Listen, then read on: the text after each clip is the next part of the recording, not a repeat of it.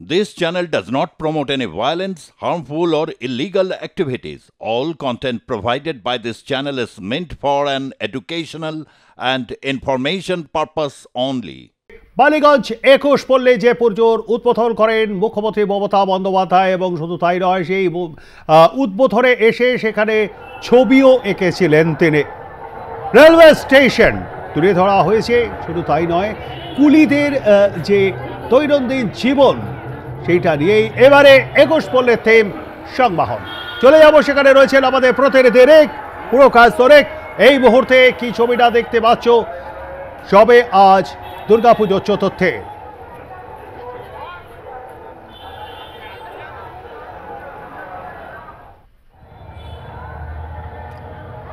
এবছরের থিম সংবাহন। বিভিন্ন railway station তুলে ধরা হয়েছে এবং যেদিনকে উদ্বোধন সেদিনকে আমরা দেখেছিলাম বিভিন্ন স্বেচ্ছাসেবক যারা রয়েছেন, সেই স্বেচ্ছাসেবকদের কিন্তু দেখে মনে হবে তারা এক একজন কুলি, একদম কুলির পেশে। ঠিক যেভাবে বিভিন্ন রেলওয়ে স্টেশনে আমরা কুলির পোশাক দেখতে পাই, সেই পোশাক পরেই রয়েছেন এই বালিগঞ্জ ২১ পল্লীর দুর্গা পুজোর স্বেচ্ছাসেবকরা। এই পুজোর উদ্বোধন করেন মুখ্যমন্ত্রী মমতা বন্দ্যোপাধ্যায় এবং সেখানে গিয়ে তিনি কিন্তু ছবিও আঁকেন।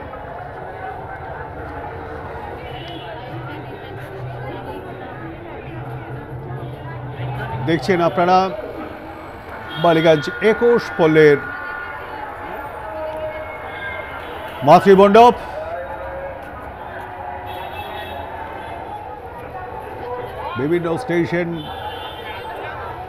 বিভিন্ন স্টেশনে কোলাজ করা হয়েছে। বালিগঞ্জ, বজবজ, সাঁতরাগাছি, হাওড়া। আপনারা দেখছেন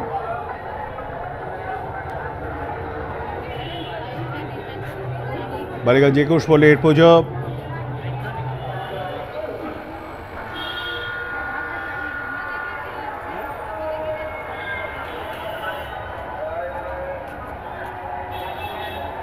মহালয়া ঠিক পরে পুজোর উদ্বোধন করেন, অর্থাৎ বৃহস্পতিবার এই পুজোর উদ্বোধন করেন মুখ্যমন্ত্রী মমতা বন্দ্যোপাধ্যায়।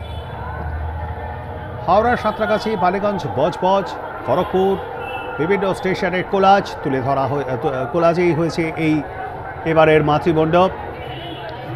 এবারে তাদের থিম সংবাহন এবং একটা বিশেষত্ব লক্ষ্য করা গিয়েছিল পুজোর উদ্বোধনে। তিনি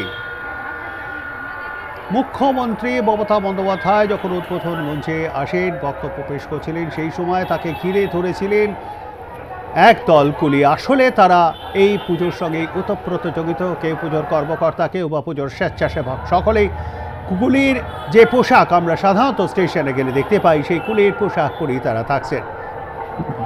এবারে পুজোর বিশেষত্ব রেলওয়ে স্টেশনের কুলিদের জীবনযাপন সংবাহন। বালিগঞ্জ ২১ পল্লীর থিম রয়েছেন আমাদের প্রতিনিধি রেক। এই মুহূর্তে কি ছবিটা দেখতে পাচ্ছ?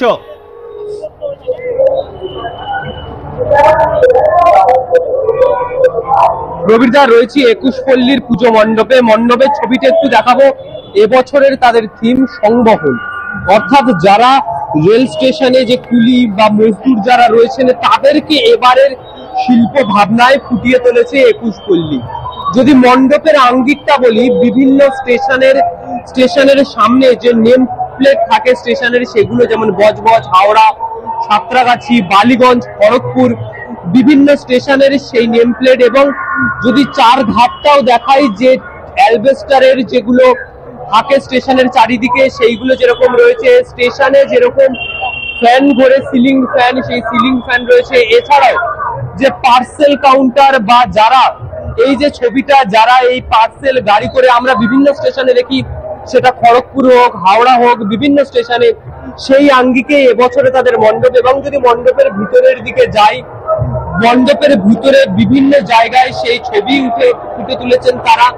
এবং একটা স্টেশনে যেরকম বিভিন্ন ধরনের পোস্টার থাকে, সেই পোস্টারে যেরকম চারিদিকে ছয়লাভ বিভিন্ন পোস্টার রয়েছে, সেই পোস্টারের পাশাপাশি গোটা মণ্ডপটাই সাজানো হয়েছে হাতের যে সুতোর কাজ, সেই সুতোর কাজ যে জায়গায় করা হয়, যে গোল চাদোয়ার মতো যে জায়গায় সুতোর কাজ করা হয়, সেই জিনিসগুলিতে স্টেশনের বিভিন্ন ধরনের ছবি, কেউ শুয়ে রয়েছেন, জিনিসপত্র কুলিরা মাথায় করে জিনিস নিয়ে যাচ্ছেন, সেই ছবি ফুটে উঠেছে। এবং যদি মণ্ডপের আরো ভিতরের দিকে যাই, গোটা মণ্ডপটাই এইভাবে সাজিয়ে তুলেছে একুশপল্লী। এবং প্রতিমার যে কথা, প্রতি বছর প্রতিমার মধ্যে একটা অভিনবত্ব থাকে একুশপল্লীতে, সেই অভিনবত্ব এবছরেও লক্ষ্য করা যাচ্ছে।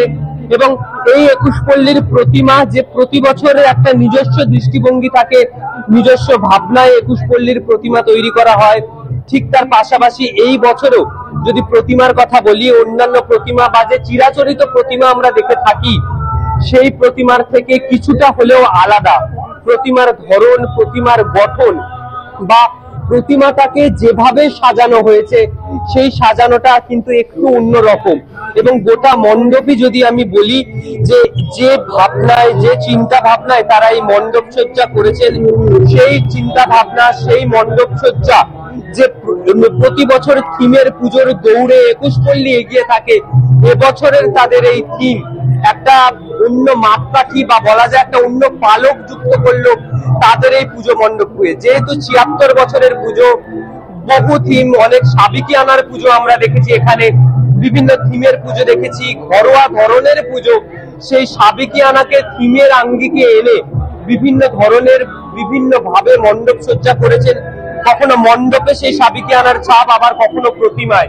আর এই ভাবনাকে নিয়ে এবছরের একুশপল্লীর এই যে থিম, এই যে কুলি মজদুর বা যারা মুটেরা রয়েছেন তাদের কথা মাথায় রেখে এবছরের একুশপল্লীর ভাবনা।